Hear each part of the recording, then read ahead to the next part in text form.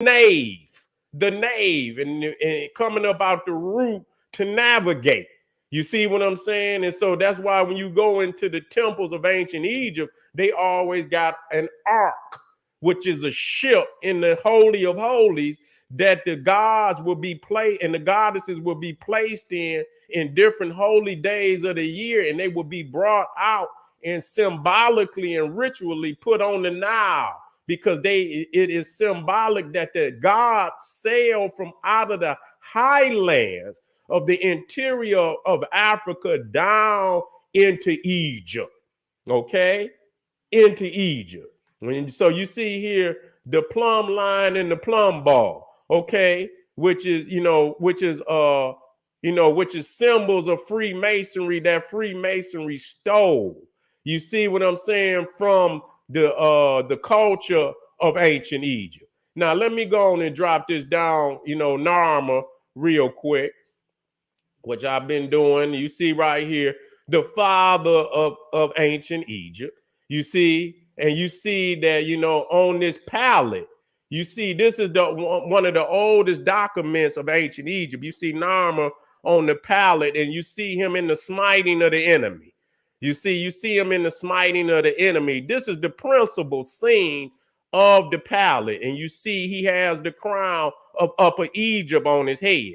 Now, this is the secondary scene of the palette. It shows the crown of Lower Egypt, but he's a smaller king. So that means that the crown of Upper Egypt was the true divine crown. If you was the king of Upper Egypt, you were the true king. Okay, the kings of Lower Egypt were lesser than the king of Upper Egypt because the preeminence of the South. You see the preeminence of the South. And so you see here that, on the palette, you see that Heru is already, in divinity, venerated as a divine goddess, which means that they had already advanced the cosmology of the Milky Way, that was heaven to the Africans, which I'm going to get off into. You see the Twa, which are symbolic of the god Ptah, the god Bes. You see the two earliest deities of the Nile Valley. You see of the Nile Valley, the two oldest gods are Ptah and Bes. You also see the plumb line. See, which I showed you, right? Where is that? Let me put it down there. Got away from me. There you go. If you look up there, you can see right there. You see the square and the plumb line, which I'm going to show. You see, in which they still use today. You see also, you see that, Narmer, for the first time in history, you see the Navy. You see that when he came down to conquer what was termed Lower Egypt, that he brought Marines, that he had a Navy. You see the ships there. You see that for each enemy, that their head had been cut off and their head had been placed between their heads. Each individual represent 1,000. So they came down there and slayed about 10,000 individuals. You understand? And you can see that these are what you call totem poles that the Twa is holding up. You see Horus, you see Anubis, and you also see the sacred placenta of the king's mother. You see here in the middle, you see the symbols of Narmer's name. You see the chisel, and you see what the catfish, and everybody know that the fighting catfish. You see what I'm saying? They hard to catch, and it's hard to get them out that damn boat, into that boat, because they fight you like hell. You know what I'm saying? And so he's called the fighting catfish. And this facade that you see here, which later will become the design for Saqqara. The step pyramid of Saqqara that was built by Imhotep. And so you see the facade. Now, this is almost 300 years later. And so you see that the design for the temple that you see at Saqqara was already being constructed in Nubia. You know what I'm saying? Already being constructed. So we know that it's coming out of the South. You see, a design almost 300 years earlier. Okay. And so we put that one in there. The Egyptian temple of Saqqara was first shown on the Narmer Palette. Now, this is the scorpion mace head. Okay, now, the mace head is what you see in the hand of the Pharaoh. But this is a ceremonial mace head. He wouldn't use it for war. It was just only ceremonial. Okay, and on that ceremonial mace head of scorpion, you see that he has a hole in his hand, that he's digging dirt for a canal. You see what I'm saying? He's digging dirt for a canal.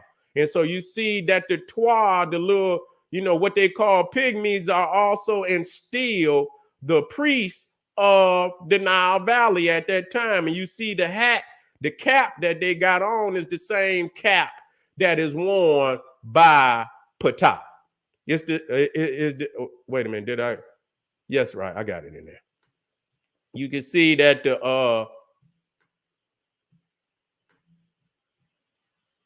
wait a minute. Okay. That's right.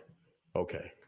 And you see right there, you see the placenta, and you can see the cap that's worn by the Twa is the same cap that's worn by Ptah. Okay. And so when we talk about the old kingdom, Ptah was the supreme deity. Okay, the little Twa. And so that's where you get Egypt from. If you spell it out, Egypt, and you add the AH on the end, you get Egypt Ptah.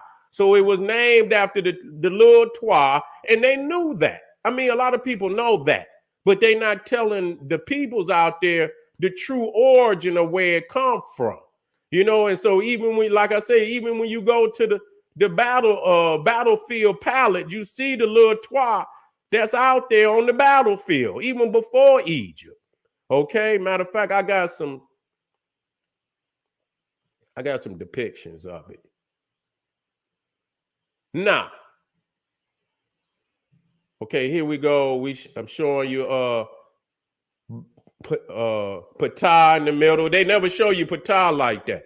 They show you the taller version of Ptah, which is the later Ptah. But the Ptah was the Twa. And so this is the same. This is the gods. See? Let me show you. These is the gods of the priests that you see here. You see? That's who's in charge of the priesthood. You see? That's who's in charge of the priesthood. This is where it comes from. And today, you can find the Twa right around the Great Lakes region. You know what I'm saying? Right around them, them lakes. I mean, the lakes in Central Africa. That's where you find the Twa today. You get the Mbuti is one of the terms that they use for them. And so that's who's in charge of the priesthood on the Narmer and the scorpion mace head. Here, I dropped that at.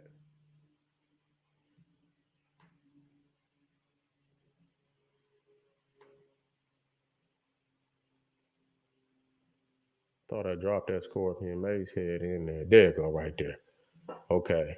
And so you see right there again, you see Bess, Besson, and Ptah, the Twa in charge, and you can see the placenta, and you see the umbilical cord coming down from the placenta that they venerated childbirth. You see, they venerated childbirth. Okay, and so let me keep it going. I showed you that they came down, that he had a navy, First king shown with a navy, you see, and at Abydos where he was buried, which you can look it up, the oldest boats in the world were found at at Abydos, where Narmer and Scorpion was buried. You see, the boats are still there. If you do the research and look it up, oldest boats at Abydos, you'll find that. Now, another significant thing, which they, which we dealt with, if you've seen the one where I did with the zoo types, the sacred zoo type of ancient Egypt, you can see that Narmer, a part of the Masonic brotherhood was that the king wore the bull tail. So if you look behind him, you will see the bull tail. And that's right there. You see that he got the Masonic apron on. You see the bull tail, and you seeing that this is traditions that is brought up from Nubia by the Nubians. You see them right there bringing the leopard skins, which was sacred to the priesthood, and the bull tails, which was also separate to the priesthood. So when you see the Masons today with their Masonic apron on, and this is where they got it from. Matter of fact, let me show. Where is that at? Okay, this the other one. Let me go to the. Let me show y'all. So today, if you look to the right, that's the Masonic chisel and the mallet. And so when you go to Narmer, you see the chisel that's on the Narmer Palette and the mace. And so you can see that they have stolen from us. We don't have to go join no goddamn. We are the beginning of the brotherhood. You understand what I'm saying? We are the beginnings of the craft. And so when you look on the Narmer Palette, and so you see here, wait a minute, let me get down here. You see up there, you see the square and a combination of the plumb line. Okay, this is what you're looking at. You see, this is what you're looking at. You see the square and the plumb line. The line is not connected, but that's what that is. You see, so you seeing you can see right there that masonry existed in Africa and Egypt, goddamn it, tens of thousands of years before any other civilization appeared on the planet. This is another plumb line and square combination. You see, this is the first king. Goddamn, they already fully developed. See, that's crazy. And so this is Abydos. This is where the first dynasty kings and queens was buried. This is Abydos. You see? And so these are some pretty large. I can show you a couple of them. These not no little tomb. These is some large tombs. Okay, let me show you. If I haven't showed you before, you about to see it again.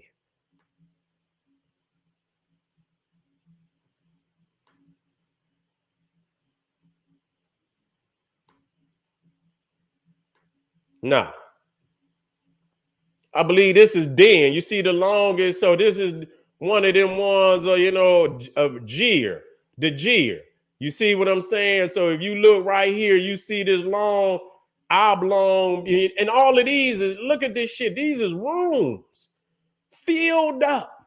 Man, this is extraordinary. It wasn't just like this because they had master bars. So they had a top enclosure over it.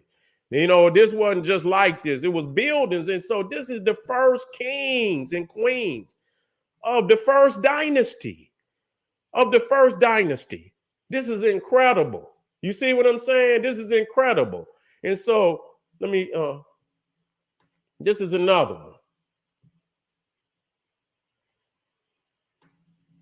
To show you that most people, when they talk about their first kings and shit, they in a mythological realm. They don't have no artifacts. And we got the very first ones.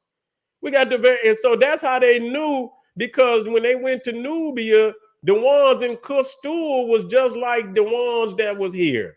You know what I'm saying? So they already knew that, the development of, where the development of Egypt came from. You see what I'm saying? And so when you start even here, when you look at the coffins of ancient Egypt, you can see how the Catholics even stole from that. You see, because, the the African kings and queens were buried in a 3 coffin sequence. When you look at Tut, you see he had 3 coffins, and then he had the coffin chest.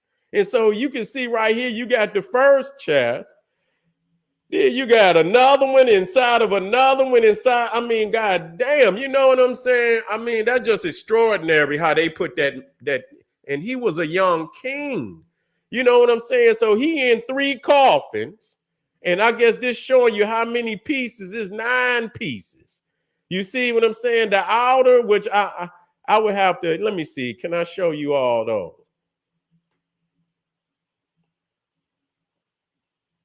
I guess I can. Let me find it.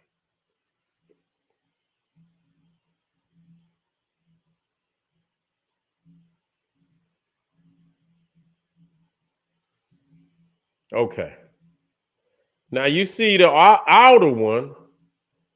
If I'm not mistaken, that's this one. You see, that's this one. That's this one. And I guess this one might have been the same one. Or this. No, this one might have been inside this one. This is the outer one. And this is the one right up under that, inside of that one. You know what I'm saying? I mean, Lord have mercy. You know what I'm saying? I mean, this is how our people was doing it. Hold on.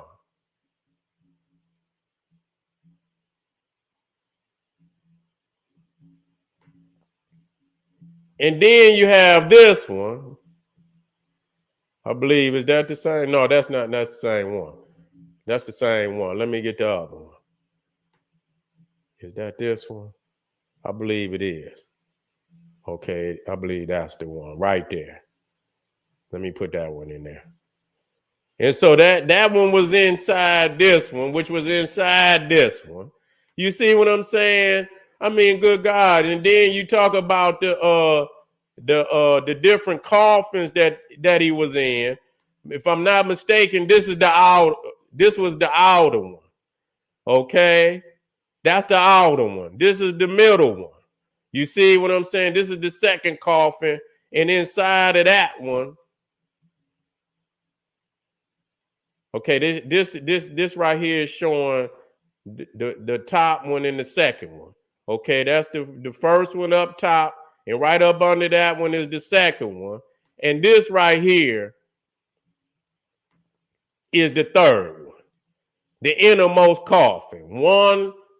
One, 2, and 3. Inside of this, inside of this, inside of this. And then and when you get into the innermost one, you understand, when you open that one up, and you open that one up, wait a minute. Let me go on and take it to the utmost. And you open that one up,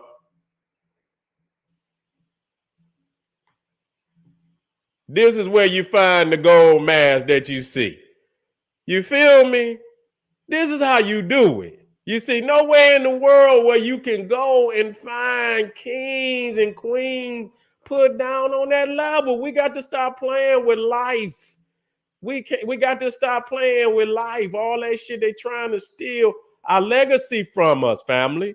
They stand, and so when you go to the Pope, that's where they stole, and he couldn't do it like that. But see, that's where he get his, he got 3 coffins. He got 3 coffins. You see what I'm saying? He got 3 coffins, and some of them, they give him a facial mask too. You understand? What they give his ass a facial mask too. But that's where they get it from. They get it from ancient Egypt. You see, they get it from ancient Egypt. Now, again, as we showed you the little toile, you see that they got the same cap on as Ptah. As Imhotep. You see what I'm saying? And Imhotep in certain areas of Egypt was worshipped as the son of Ptah. Imhotep was deified, and he became a part of the trinity between Ptah, Sekhmet, and he replaced Khonsu. I believe it was it Khonsu? Yeah, I believe it was Khonsu. Or was it Nefertum? It might have been Nefertum. It might have been Nefertum that he replaced. And so you see here that in the very beginning, king number one, Narmer, that Ptah was the supreme deity, and that Imhotep came in, in lineage of that. And so you see Imhotep with scrolls. And then we talking about at 2700 BC. There is nowhere else on the planet where you can see books at 3000, and you can see right there that they not just starting there. You see what I'm saying? The books are already, already being written. Writing probably go back in Africa at least at minimum 6,000 and 7,000 years BC. You see? And so again, when you talk about the nomes, you see these are the nomes or counties of ancient Egypt. And you see to the left, these are the nomes of Upper Egypt. You can see they're counting from the south. They start their count in the south down into Egypt. You get 22, and then you get the first nome of Egypt, the capital, Memphis, number 1. So all of these nomes of Upper Egypt existed before Memphis, before Egypt. These are the counties of Ethiopia that existed before Egypt, period. Okay? And you must understand that. And so when you're talking about what even though the first kings ruled at Memphis, they were buried at Abydos. The principal crown was the southern crown. The most sacred temples were built in the deep south. The Egyptian Nubian counties started their count first from the south down north. Anytime Egypt was attacked, the liberator came from the south. The Egyptian heaven and most sacred stars and constellations were situated in the southern sky. I don't know what that is. Situated in the southern Scorpion and Narmer, the first king of Egypt, came from the deep south. Ptah, the first great god of Egypt, was depicted as a Twa who originated in the deep south. And so when we start talking about, let me deal with the, because this right here, man, this is Egypt is overwhelming. As y'all can see, I didn't been going over 2 hours already, and you know what I'm saying? And I got so much information, it's ridiculous. Okay, now when you start, let me start with this. When you start talking about, we talked about Ptah being the great god of the old kingdom. The first stone structure ever built in world history was the step pyramid of Saqqara, okay, which is still standing. Okay, built by the master architect Imhotep for the king Zolja 2668, 2649 BCE. Okay, and so you can see the pyramids lined. These are pyramid fields.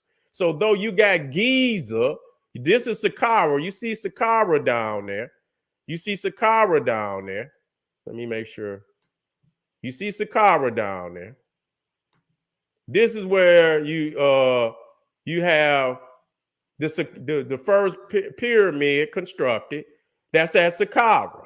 Okay, but you have other pyramid fields, so you got them lined up all and down the Nile River. And see, the pyramid is called the House of Fire. You see, so if you see if you look to the east of the Nile River, you will see the mountain regions. You see what I'm saying? And you come and you see that it's only a depiction of the upper regions of the Nile, where coming up out of the heartland of Africa, up the river, in the interior of Africa, where they got the volcanoes. That's the house. That's what it symbolically represents. The house of fire, the volcanoes. You see, and so you see up the river, you see this, and so this is showing you that Egypt is symbolic of the Holy Land. The Holy Land they call the area up the river Ta-Netaru, land of the gods and goddesses. Go look it up. Now I know all that they understood that the zoo types come from up the river, the gods come in, so they call this area Ta-Netaru, okay, land of the gods and the goddesses. And because this was a highland, as you move up the river and you go into the highlands to the Africans was an extension of the heavens, okay, was an extension of the heavens. And so you see here when Ra sat on the primeval mound, you see pyramid, the house of fire. Now let me go on and put this in the final conclusion. In the final conclusion. In the final conclusion.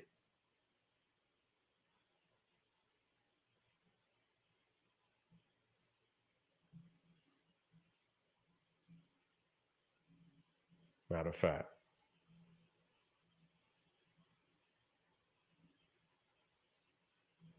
Let me get that military cosmology back out. There you go. So I can bring it in the final conclusion.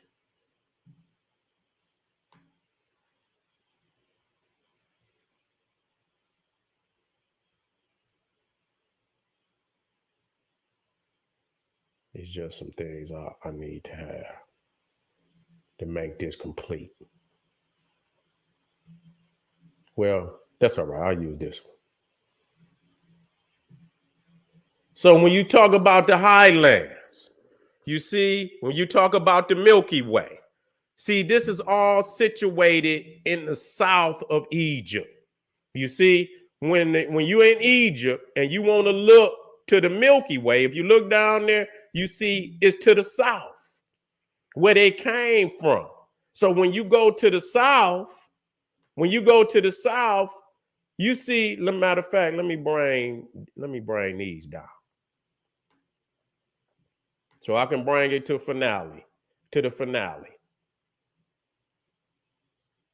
Because Egypt is so deep, you will be going on and on and on. It won't even be an end to the lecture. Okay.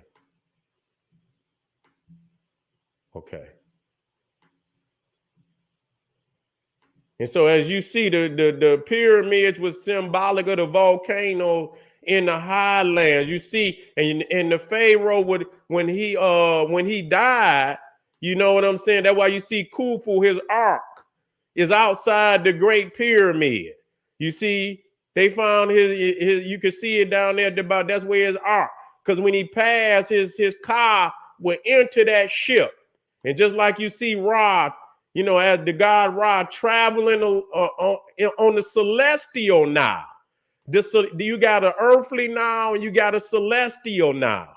And that the earthly Nile and the celestial Nile is one Nile. If you keep going up into the highlands on the Nile, spiritually, the Africans believe you will continue on into the celestial Nile. You see what I'm saying? And so the celestial Nile, as you can see, is the Milky Way, which is sacred to Heru, And so when you think of the Africans and you think of the heavens, they look, even Orion is in the south. You see what I'm saying? And so you see here the car has, is astro projecting. You see what I'm saying? To Sirius. You see what I'm saying? Which is sacred again to the south. And it's sacred to Osiris. And Sirius is actually sacred to Osiris, but you got Orion, which is sacred to Osiris. Sirius is sacred to Isis, where Orion, the constellation of Orion, is sacred to Osiris. So they sailed up the Milky Way, hear me out, sacred to Heru, to be one with the Holy Mother Isis, Holy Father Osiris in the constellation of Orion, and Sirius also in the southern hemisphere. And so when you talk about the star constellations, the heavens is also you got a southern hemisphere of constellations, you got a northern hemisphere. And so the Milky Way is in the southern hemisphere. And so you have to understand that the Milky Way is what they say the southern hemisphere is the center of our galaxy. That's where the center of our galaxy is. And this is where our African family in Egypt, they was orientated to the south, period. And so we got to know these things. Our heaven is in the south, family. You can't be, confused about that. Where the hell is you going? Are you going to be with your ancestors? Are you looking, where the fuck? You looking to the North Pole? Where the fuck is you looking, family? You see what I'm saying? Where the hell is you looking? And so, family, look, this is a long lecture. This is more than a lecture. As y'all can see, all of these lectures is on Egypt. And like I said, I only touch and so this is enough information for today. You know what I'm saying? I don't want to overload because it's unnecessary. You know what I'm saying? I'll be black and I'll remember exactly what I taught, and we'll have a part 2 to this. But I've given you enough information, man, that you could take what is on this. You see what I'm saying? On this lecture. And I guarantee you, if you took this and researched it, you'll be researching for us months. You see, if you was really doing serious research. But I'm not going to wait that long to come back and give you part 2. You got access to this lecture. You see what I'm saying? You got access to this lecture. And the next time I bring Egypt lecture, I won't touch this. I'll do a brief, overview of it, 15, 20 minutes, and then I'll move into other areas of ancient Egypt, in the Nile Valley, that is an extension of this lecture. So I want to thank y'all for coming out today. You have access to it once after 24 hours.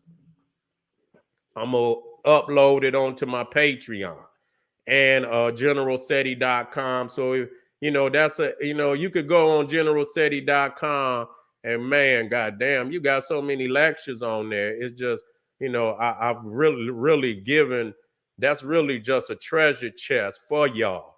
You see what I'm saying? That's really a treasure chest because it's so much information on there. It's ridiculous. You see what I'm saying? And so if y'all go on there, Generals, and my Patreon, you know what I'm saying? You got a lot of information on there too that you just not, because they not going to accept it like that on YouTube or no other platform because I come raw. I didn't just bust their head, but people's on YouTube, this is for y'all. Y'all paid for this. You see what I'm saying? You would never see me teach like this on YouTube. I give little tidbits, but you would never see me teach like this on YouTube at all. They wouldn't get this time. And it ain't that I'm hoarding. I got to know you serious. Y'all took the time out today. Y'all paid y'all money. I know y'all serious. And so I give y'all, tons of information that took me years to develop. This information that even though I went through it in 2 hours, it took me over 20 years to acquire all this information. I did not acquire this information in just 2 hours. You see what I'm saying? So I developed this over the years of study to be able to give it to you, okay, in a 2-hour lecture. So thank you, family, for being here today. This is the General saying, hey, arm yourself with knowledge. Bang on that wicked ass beast daily. Liberation through African education and confrontation. Black power.